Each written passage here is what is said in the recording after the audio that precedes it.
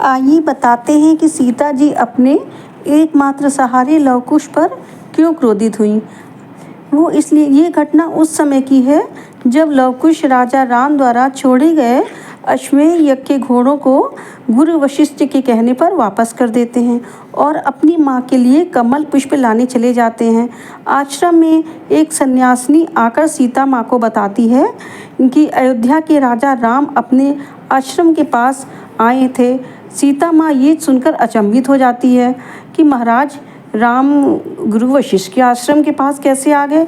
तभी लव कुश दौड़ते दौड़ते कमल पुष्प हाथ में लिए अपनी माँ के पास आते हैं और कहते हैं, हाँ माँ, गुरु माँ ठीक बता रही हैं। अयोध्या के राजा राम यहाँ आए थे और उनके साथ लक्ष्मण, भरत, शत्रुघ्न और बहुत सी सेना भी साथ में थी। लव बताते हैं कि भैया कुश ने तो सबको परास्त कर दिया। सीता माँ कहती हैं, भरत, लक्ष्मण, शत्रुघ्न के साथ तुमने युद्ध क्यों किया? तुमने ऐसा क्यों किया? तो लव कुश कहते हैं, माता छोड़ियो ना इन बातों को, छोटी सी लड़ाई थी, समाप्त हो गई। देखिए मैं आपके लिए कमल पुष्प लाया हूँ, लीजिए और अपने अनुष्ठान को पूरा कीजिए जिससे हम लोग अपने पिता जी से शीघ्र मिल सकें।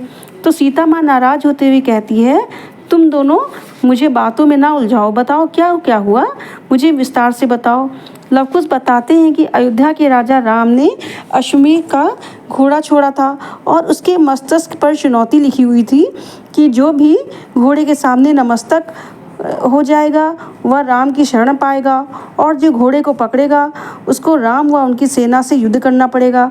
तो हम लोगों ने घोड़ा पकड़ लिया और चुनौती स्वीकार कर ली, क्योंकि युद्ध में चुनौती स्वीकार करना अपना क्षत्रिय धर्म है, ऐसा गुरु जी ने सिखाया था। तो सीता माँ विचलित हो जाती हैं और कहती हैं, फिर क्या हुआ? तो लव कुश बताते हैं, फिर क्या था। धीरे धीरे एक एक करके उनकी सारी सेना, लक्ष्मण, भरत, शत्रुघ्न सब वहीं ढेर हो गए। उसके बाद अयोध्या के राजा राम आए। तो सीता माँ कहती हैं, क्या कहा? अयोध्या के राजा राम आए, फिर क्या हुआ? लव कुश कहते हैं कि होना क्या था, राम हनुमान जी के साथ आए थे। तो हनुमान को तो हम दोनों ने बंधक बना लिया और राम ने बोला कि तुम लोग इतने प्यारे प्यारे हो, तुमसे तो युद्ध करने का मन ही नहीं करता, तुम पे तो बाण चलाने की इच्छा ही नहीं होती। मैंने उनसे कहा केवल मीठी मीठी बातें ना कीजिए, युद्ध करिए। फिर क्या था, उसी समय गुरुजी आ गए और उन्होंने युद्ध होने ही नहीं दिया। तो सीता माँ कहती है, गुरुजी आपको कोटि कोटि धन्यवाद, आपने संसार का सबसे बड़ा अनर्थ होने से बचा लिया। आज हम एक महान पाप से बच गए। तो लव कुश अपनी माँ को रोते देख पूछते हैं, माँ क्या हुआ? तो सीता माँ कहती हैं, तुमने तो आज वो कर डाला जिसका प्रायश्चित भी नहीं किया जा सकता है। हनुमान मेरा पुत्र है और वो मेरा सबसे बड़ा पुत्र है और लक्ष्मण, भरत, शत्रुघ्न भी मेरे पुत्र ही हैं। तुम लोगों ने मेरे पुत्रों से युद्ध किया, सोचो मेरी क्या दशा हुई है। ये सब सुनकर और तो और तुमने श्री राम को युद्ध के लिए ललकारा, अपने पिता के चरण स्पर्श करने के बजाय तुमने उन्हें युद्ध के लिए ललकारा। मेरे लिए इससे ज़्यादा लज्जा की बात क्या हो सकती है? तुमने अगर एक भी बाण श्री राम पर चला दिया होता तो मैं अपने प्राणों को त्याग देती। लव कुश के आंसू थमने का नाम ही नहीं ले रहे थे। वो रोते रोते हुए कहते हैं, मैं ये क्या सुन रहा हूँ माँ, माता श्री राम मेरे पिता हैं। तभी वाल्मीकि वहाँ आ जाते हैं और कहते हैं कि हाँ लव कुश, तुम्हारी माँ सही कह रही है, श्री राम ही तुम्हारे पिता हैं। तो लव कुश कहते हैं, माता श्री आपने ये बात मुझसे अभी तक क्यों नहीं बताई? तो वाल्मीकि जी कहते हैं कि लव कुश, हर चीज़ का एक अपना समय होता है।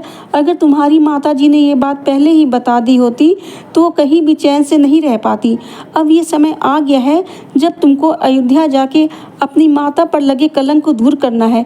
तुम्हें अयोध्या के घर घर जाकर अपनी माता जी की पवित्रता का गान करना है, जिससे अयोध्यावासी पश्चाताप करके सीता माता को अपना लें और सीता जी को दोबारा अयोध्या ले जाकर उनको राज सिंहासन पर बैठाना ये तुम्हारा कर्तव्य है। इसी तरह की पौराणिक कथाओं को जानने के लिए मेरे चैनल को अवश्य सब्सक्राइब करें। आपका बहुत बहुत धन्यवाद।